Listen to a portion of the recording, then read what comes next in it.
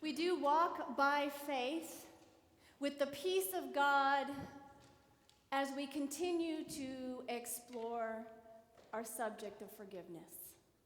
In our gospel lesson, Peter approaches Jesus with a hypothetical. I can almost see Peter as if he thinks he's going to best Jesus. You know, this little dialogue that they continue to have throughout the gospel. And he says, "Hey, Jesus, if someone has wronged me over and over again, how many times do I have to forgive them? How many times do I have to give up my right to retribution?"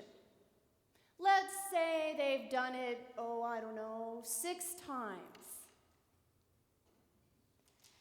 I like how Adam Hamilton, in the book that we've been reading, interprets Peter as already in this situation.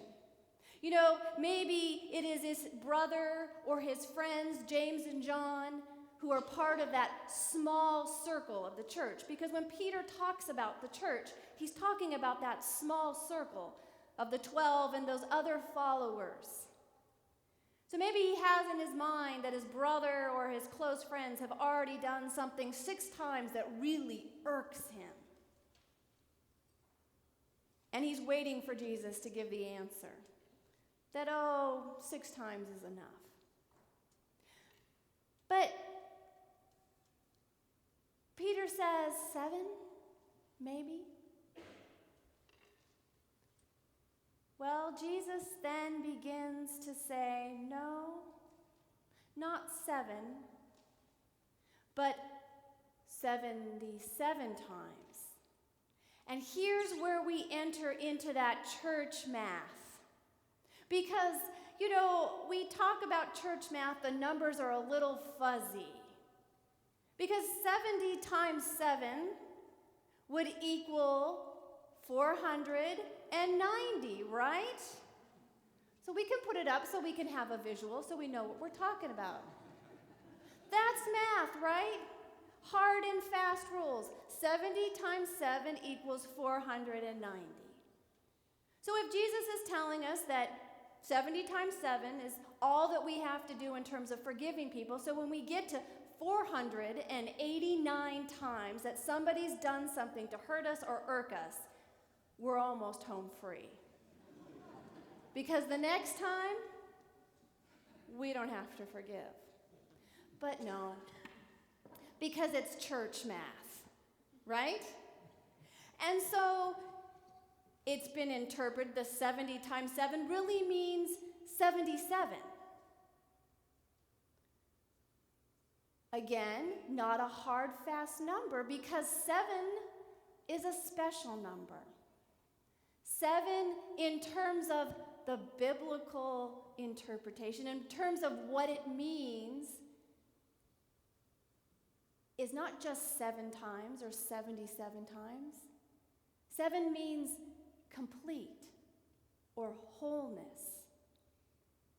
So really when Jesus is talking about 77 or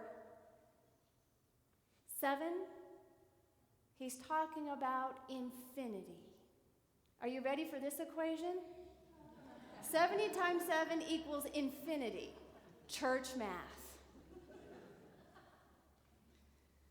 The feeding of the 5,000 isn't really the 5,000. So here we go. 70 times 7,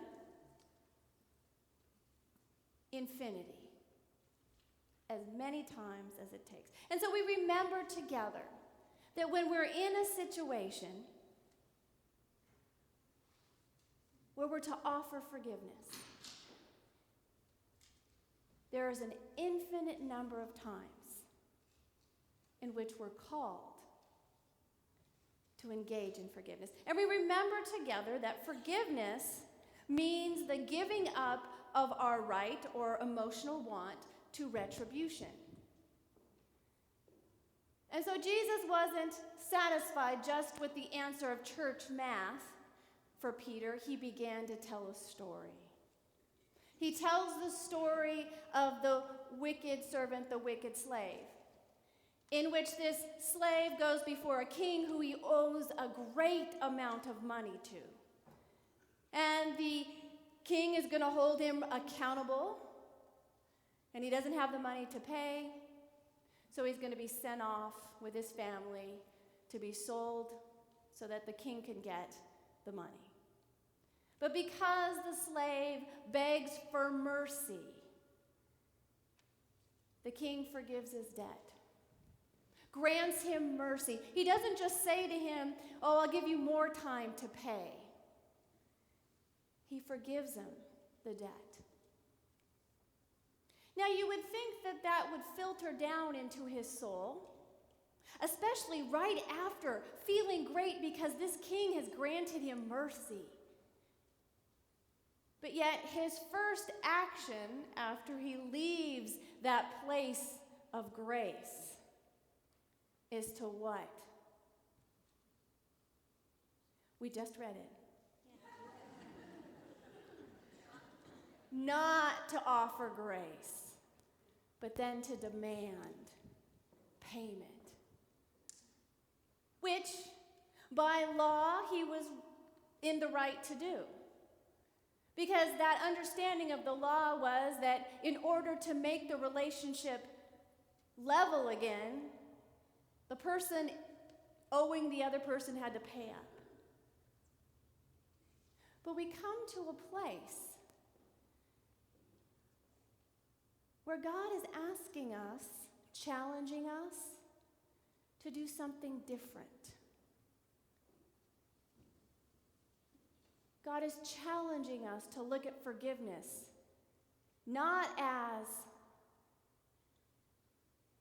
pay up so we can make the relationship right.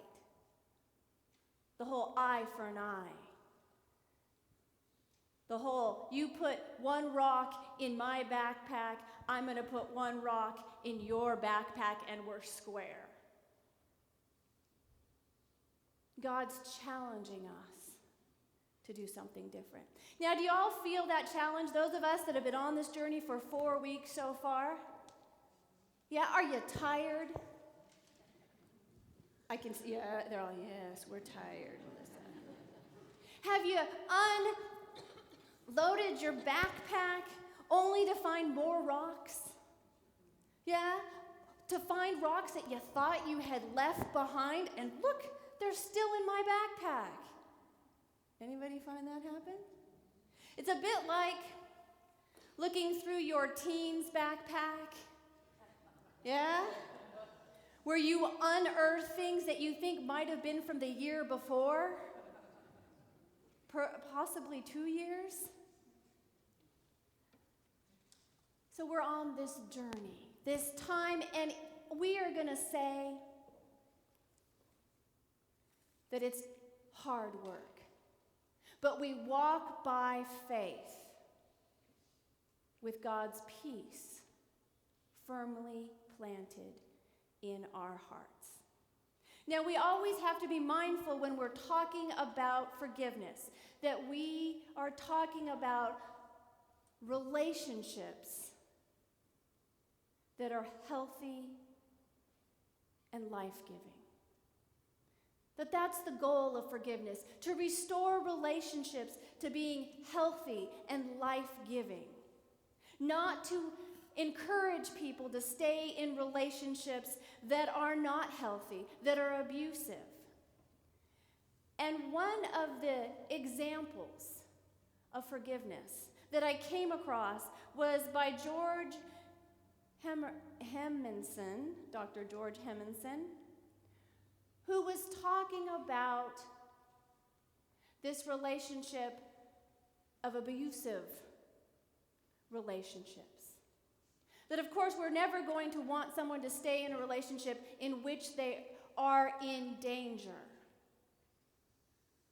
But he said, if you look at this example, and if there is a relationship in which there is abuse,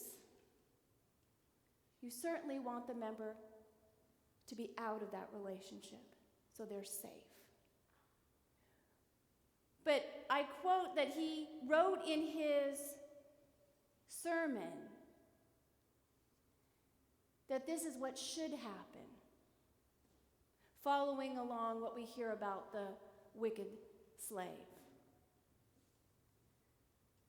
Among other possibilities, if we come back to consider the case of an abusive relationship and apply the parable, we find that the abuser ought to show the same quality of mercy and forgiveness that has been shown to them when the cycle of violence reaches the trigger point again.